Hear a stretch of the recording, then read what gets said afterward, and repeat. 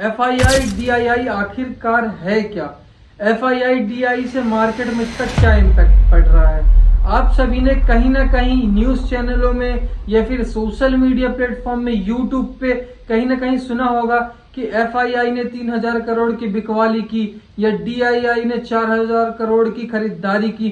तो चलिए हम बात करते हैं कि FII या DII है क्या और इसको इंडियन मार्केट में क्या इम्पैक्ट पड़ता है। उससे पहले हेलो दोस्तों, कैसे हैं आप लोग? आई होप आप सभी काफी अच्छे होंगे।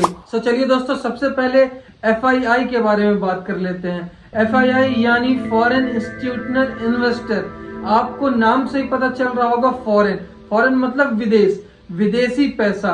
जैसे विदेशी संस्थानों के पैसे, विदेशी म्यूचुअल फंड के पैसे, विदेशी बीमा कंपनियों के पैसे या फिर विदेशी बैंकिंग सेक्टरों के पैसे। ये पैसे बहुत बड़े अमाउंट में होते हैं, अरबों खरबों अमाउंट में होते हैं, जो कि इंडियन मार्केट में डायरेक्ट इन्वॉल्वमेंट लेते हैं। अब बात कर लेते हैं DII की, डोमेस्टिक इंस्टीट्यूशनल इन्वेस्टर। इसका मतलब है भारतीय संस्थानें, जैसे म्यूचुअल फंड्स, भारतीय बीमा कंपनियां, बैंकिंग सेक्टर और कुछ अन्य संस्थाएं।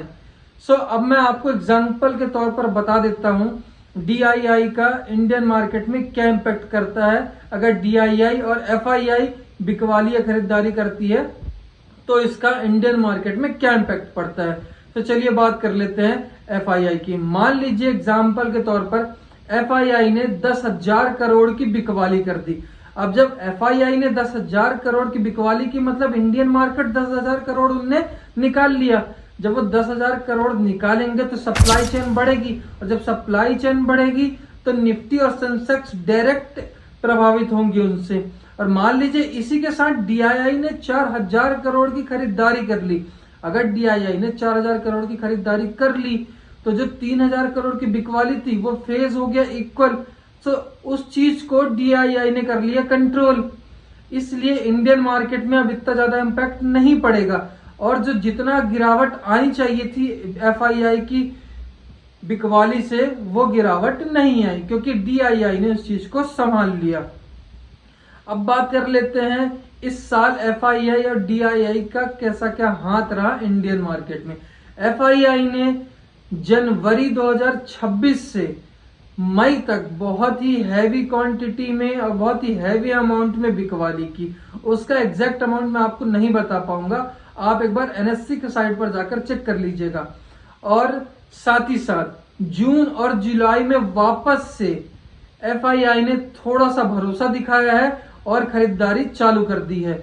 इसी की वजह से Indian market, Nifty, Sensex, bank Nifty अभी भी काफी अच्छे सपोर्ट के पास है और बहुत ही हैवी क्रैशेस आपको देखने को नहीं मिला है। साथ ही साथ DII ने लगातार इस चीज को संभाल कर रखा है। अगर FII सेलिंग करती जा रही थी तो उसी के साथ DII लगातार बाइंग करती जा रही थी। तो दोस्तों, इससे आपको यह समझ में आ गया FII मतलब आसान भाषा में विदेशी का बहुत बड़ा पैसा और DII मतलब भारतीयों का बड़ा पैसा।